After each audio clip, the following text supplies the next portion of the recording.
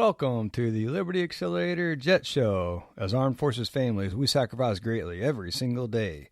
Tragically, our liberty is under attack from serious domestic threats, both nationally and in our homes. Our health is put secondary to the mission, our sense of self is sacrificed for the team, and our wealth is at grave risk amidst outdated approaches to finding jobs and focusing efforts on antiquated 1970s-era financial services solutions for retirement savings and academic education. Many are lulled into a sense of security until their transition mission begins, usually by ambush. The Liberty Accelerator Jet Show exists to change the way you think about military family readiness. I'll never tell you what to think, but aim to help you think critically and give you a slightly different framework through which to view this dynamic and unforgiving world. This show contains the knowledge and guidance for intentional, informed, armed forces family readiness from the earliest days in service, starting now. Hello and welcome to Episode 2 of the Liberty Accelerator Jet Show. My name is Jarrod H. Smith, co-hosting with various contributors on the superhighway to liberty and freedom beyond uniformed service, because we all get out one day. Thanks so much for joining us. On the first few episodes, I'm flying solo, but in the future we'll have co-hosts and guests joining us to discuss armed forces family readiness, topics across the spectrum of life, not only in service, but in preparation for far beyond it. Today we're flying right into the E letter of the JET acronym, which represents jobs, efforts, taxes. And we'll consider this word efforts in the context of energy and the jobs we seek and work in, because energy underpins everything we do.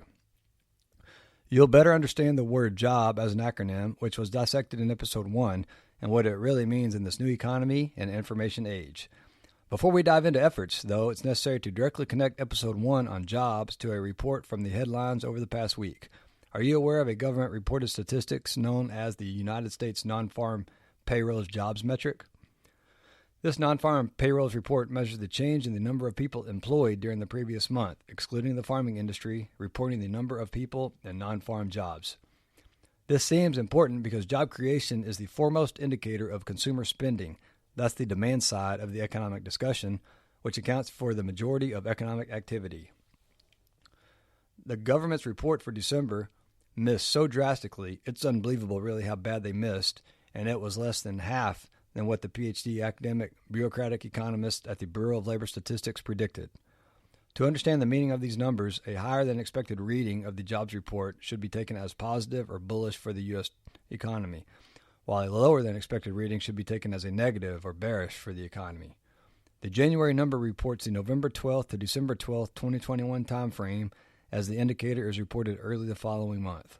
On January 7th, 2022, the lagging indicator of the non-farm payroll report reported a decrease of 199,000. That is nearly 200,000 jobs, but forecasted 400,000 new jobs 2 months ago, leading into that November to December time frame. Think about that. A 600,000 job difference in forecasted jobs than what really happened, leading into the busiest consumer spending time of the year, historically anyway. Now, this is a bureaucratic reported metric, and nearly every, if not all, government reported metrics don't reflect reality. The number just reported, 199,000 decrease in jobs, was double the forecast from the previous month, but in the opposite direction.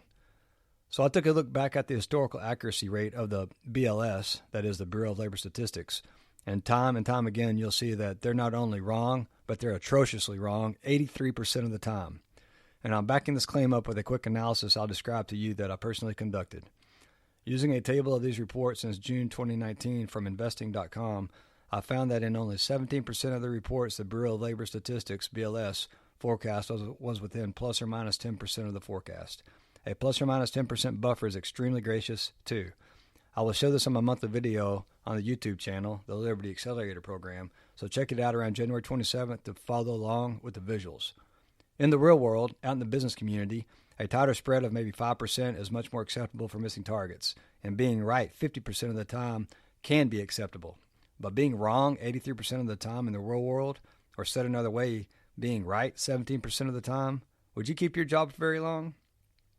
But that's not the case for the government bureaucrats and academicians calculating and reporting these numbers. Then they revised their calculations too, and that showed me that since June of 2019, and only 23% of revisions was a revised jobs number within 10% of the actual. But that makes you wonder, is the actual jobs number reported even correct? My point is these calculations and reports are simply propaganda trying to set a narrative. You'd be better off not even considering them or the unemployment rate because it's all BS. The government and corporate America are in bed together, and you're better off turning that crap off so that you can think critically and question authority, because none of them are looking out for you. They're brainwashing the population to support a narrative that benefits them, the elite that own the bureaucrats. And recall, the bureaucrats are in jobs dependent upon paychecks, likely with a large amount of their life savings in housing and financial markets. And I say they're elites because they're anything but elite. They're crooked, they're fake, and they perpetuate crony capitalism. Did you hear about Nancy Pelosi's husband's portfolio beating the 3 highest hedge funds portfolios for returns in 2022? How in the world could that happen? We shouldn't be supporting any of them, as they are the serious national and domestic threats within our gates and the threat that has spilled over directly into our homes locally. So, back on track. These statistics help drive policies, and the bureaucrats are wrong every single time.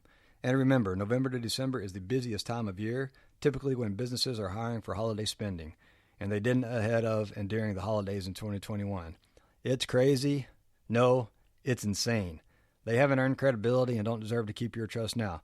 This jobs report feeds into interest rate management too, also known as monetary policy. Remember, interest rates are the cost of currency and credit, but we'll get to that more in another show. Briefly, let's tie these thoughts and ideas back to our wealth definition, where wealth is the amount of goods and services produced and consumed in a society. Wealth, recall, is not the measure of the home or retirement savings in a financial services account on the computer.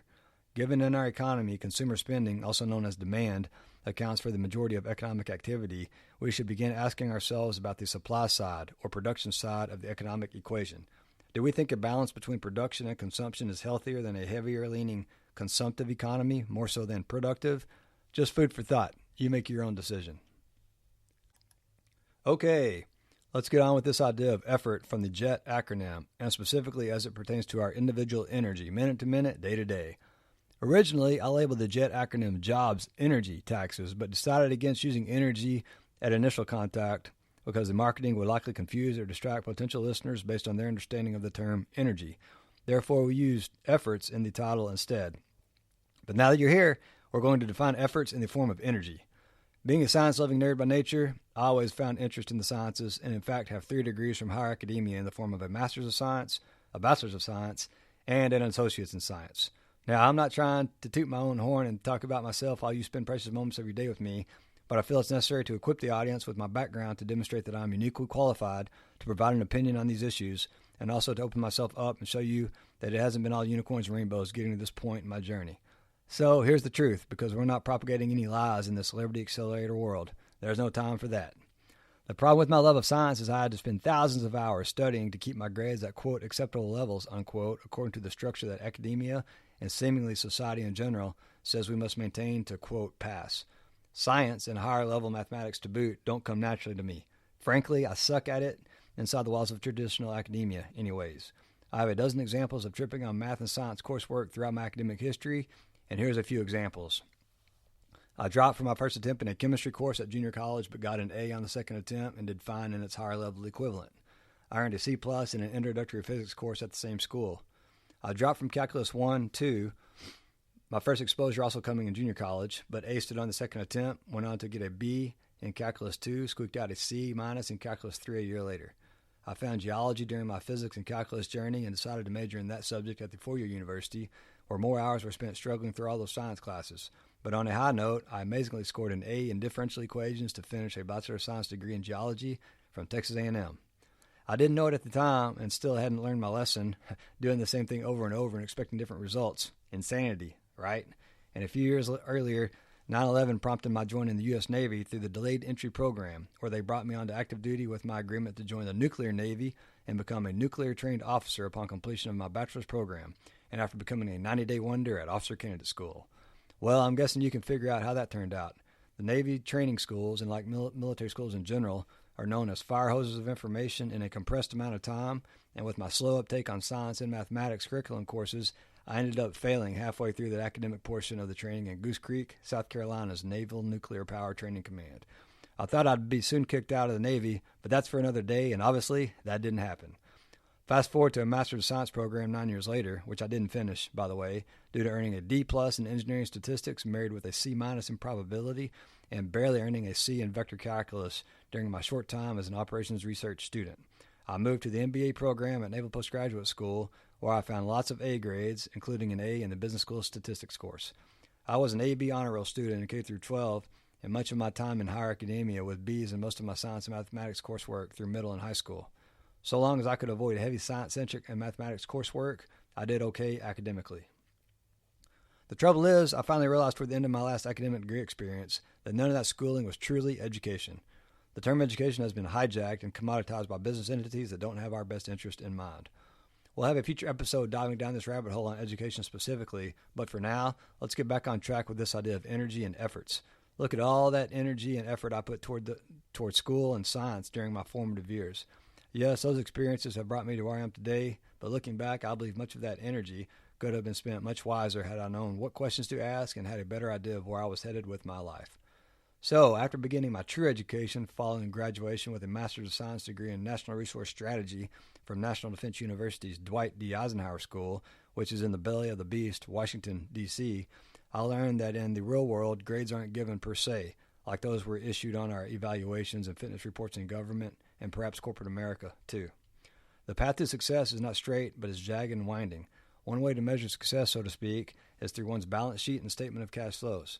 This is how I measure success today because it's a measure of our ownership of our time and the amount of stored energy we own to use at will. If you're not familiar with those two terms, we'll come back to each in future episodes. For now, just know that a balance sheet shows one's assets, that is, things that attract cash to you, and liabilities, things that take cash away from you.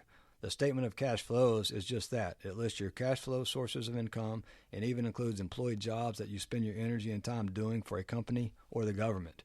Now, I'd caution you to refrain from external numbers telling you you're wealthy, and by that I'm referring to the stock indices and housing market data reported by the lamestream media who work for the elites reporting broad numbers from a high level telling you that you're rich. That's a lie. Limited idea entertain, as Jim Quick puts it. If you can't get a job or are dependent upon a single source of income for living your life and have all of your savings illiquid in a retirement account or tied up in a house, are you really rich? And is that success to you? That's no longer my definition or idea of success. Now, I realize many of you will immediately say that success isn't all about money. I'll gently push you to pause and hear me out on this because that's not what I said. I'll tie it all back together on this idea around our efforts and energy if you'll stick around with me for a few more moments. Fair enough? And please be sure to press that like and then subscribe with someone who you think will benefit from hearing this message and the series. There's no way to get this message out on my own, and I'm depending on early listeners like you to help spread these important ideas. It'll save some years and perhaps their life.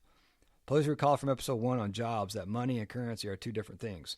This is also a crucially important difference to remember too, as it ties directly into energy and storing our expended energy as savings. Okay, here we go.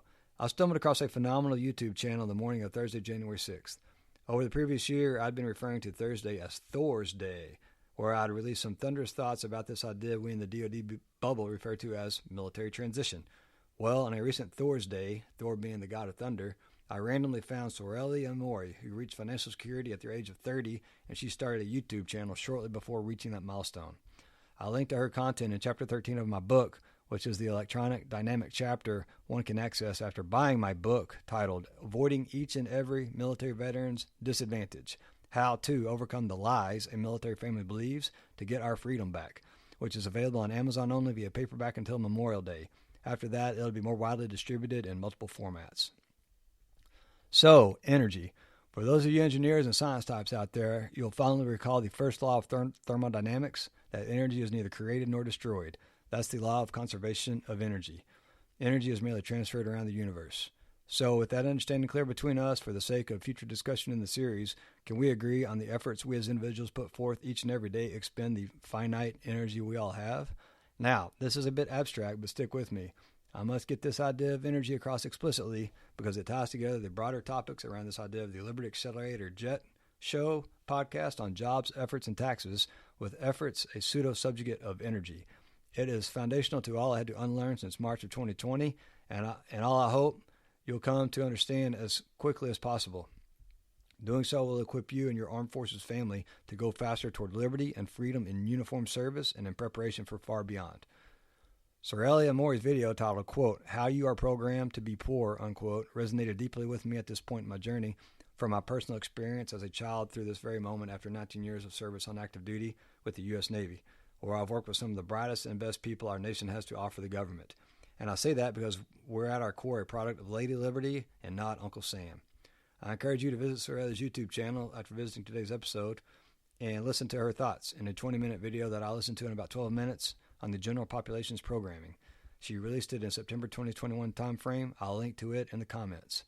She's got a lot of other great content too, but what she doesn't have is experience in U.S. Armed Forces, which is my unique value proposition for you and your Armed Forces family as a guide in reprogramming how you've been conditioned by Uncle Sam and to prepare you to fully engage with Lady Liberty upon return to society, and preferably much sooner than that. So after watching her video, you come to think she's nuts. Well, my world philosophy and ideas aren't for you, and we won't get along. Good luck in your pursuits. I wish you a life of happiness and strength, using your energy and jobs as an employee alone while paying high taxes every which way from Sunday. But, on the other hand, if any tiny part of her message resonates, well, you found a safe place with me to begin your journey of reconditioning your mind to get your liberty and freedom back from the subjugation that a life's worth of conditioning and the reinforcement of Uncle Scam and the U.S. government on your mind, service member and military spouse alike. If we frame our energy in the context of it being limited, just like our time, we can then understand that our efforts result in producing a product or service. Typically, the results of expending that energy on a product or service result in being compensated or paid in the form of a paycheck or by electronic deposit for the vast majority of us today. This pay, in fact, is representative of the energy expended in producing or delivering a product or service. And in the case of a military service member's job, the service is performed in carrying out your assigned duties, since we don't produce products per se in the military. Uncle Scam, he measures our mission success ultimately in how effectively we break things and kill people in order to do so, or our ability to demonstrate the ability to do so in various readiness phases of the readiness life cycle. That's why DoD exists. Though it seems over the course of our nation's history we've become the Department of Offense, but that's for another episode after I'm out of the service. Does that make sense so far? The energy we expend in our government job, or for the military spouse as an employee or entrepreneur, is transferred to the paycheck you receive for services or products rendered to a buyer who chose to trade their stored energy in the form of a paycheck for whatever problem you're solving for them. Remember, energy is neither created nor destroyed per the first law of thermodynamics, otherwise known as the conservation of energy. That person or entity thought paying you to do that work was a better deal than them trying to perform the service or build the product themselves. I hope that makes sense. It's a bit abstract, but the repercussions of not understanding this are high, so it's critically important you get that. Rewind and listen to the segment again, and if you've still got questions or don't understand, please leave me a comment so I can try to shape this idea in another manner. Now that we understand our paychecks and savings to be representative of the energy and effort we spent using our time, imagination, knowledge, and experience to provide a service or produce something for an employer who benefited from our energy and compensated us for it, we can begin to understand how our energy is being stolen from us. Yes, stolen, and in fact, taxed. That will lead us to episode 3 next time, because you won't want to miss learning about the tax that's stealing the time right out from under your nose and sucking the time right out of your life. It's what I refer to as the gravest of domestic threats to the Constitution and to your armed forces family's liberty and freedom in uniformed and uninformed service to the nation, and far beyond it as a military veteran family. Please be sure to like and share and comment with your thoughts so I'll know what needs to be addressed again or filled in for additional clarity. A quick comment to close on why I'm doing all of this today during my own military transition, as we all incorrectly refer to it. Because remember, that military machine, it doesn't transition, but individual service members and their spouses do. It's a new economic age, and you can either fail in obscurity by running with the herd toward the low-paying, highly taxed jobs at the status quo cliffs as employees, or, on the other hand, you can find your voice, stand out from the noise, and send a clear, consistent signal into the world to add your unique value proposition to help others solve their problems while moving away from their pains and toward whatever it is they want. Today, that's done by using short and long-form content with these 4 attributes: quality, value, authenticity, consistency. So, to do this, you've got to identify your brand, organize your imagination, knowledge, and experience, be authentic with personal stories, and consistently show up. Then identify a problem that your background can solve for others. Get the word out that you're solving that problem to the markets you enjoy being in and who can benefit from your product or service, whether that's a necessary one or what I call a nicety one. The former is a recession-proof, The latter gets crushed in economic downturns. Now, I advocate for a mix of both a job and an entrepreneurial side gig by standing on the edge of that job market coin as both an employee and as an entrepreneur, sometimes referred to as an entrepreneur, to hedge against job loss, because with a job, we're all just one boss away from being without a paycheck, and our efforts for that company will prove mute if their business gets crushed in a recession or economic depression, or if the market simply beats your company out. As for the government employment, well, listen to episode 3 where I dive into that 2.7% pay raise us on active duty received and compare it to the price increases we're all experiencing. Episode 3 is one that you can't afford to miss. To your liberty, heck yeah. The biggest goal for the Liberty Accelerator Jet Show is to equip the Armed Forces family with all I wish I'd known 15 to 20 years ago, while reminding listeners that there is a literal army of other people ahead of you and a bunch coming behind you, along with peers taking the same journey toward military transition today. Many fighting their own battles, having not intentionally and formatively prepared for this eventuality well ahead of time. I want you not only to get smart and strategically prepare for your inevitable transition immediately by taking care of your health, begin exploring your inner self, and intentionally give some attention to your stored effort and energy and those financial assets such as retirement savings and the stock market, but to take care of your people and not be the senior leader with this secret. Prompt others you care about and are leading to turn their attention toward intentional, informed Armed Forces family readiness that also prepares them for the transition mission and a liberty battle, and begin planning from the earliest days in service. Because if we're ready for this, then we're ready for any little M mission Uncle Sam orders us on. We can win this biggest mission, transition, only with a team, just like every other mission we ever worked up and deployed on. Sign up for my Substack newsletter for free, Knowledge Bombs for Military Transition, and get my book, Avoiding Each and Every Military Veteran's Disadvantage, How to Overcome the Lies a Military Family Believes to Get Your Freedom Back, on Amazon until Memorial Day 2022, then available much more widely thereafter. Thank you so much for listening. Please be sure to subscribe so you don't miss a single episode. Be sure to check out the show's specific website and my center of gravity, JarrodHSmith.com, for appropriate disclaimers and terms of service. Remember, my opinions and those of my guests are ours alone and don't necessarily reflect the views of employers we work for. For legal, tax, and other special interest areas, please visit a licensed professional for advice. Kindly ask you punch that like button and share with colleagues or friends from your past duty assignments, and I'm sure they'll be happy to hear from you. We'll see you next time on the Liberty Accelerator Jet Show. To your liberty, heck yeah.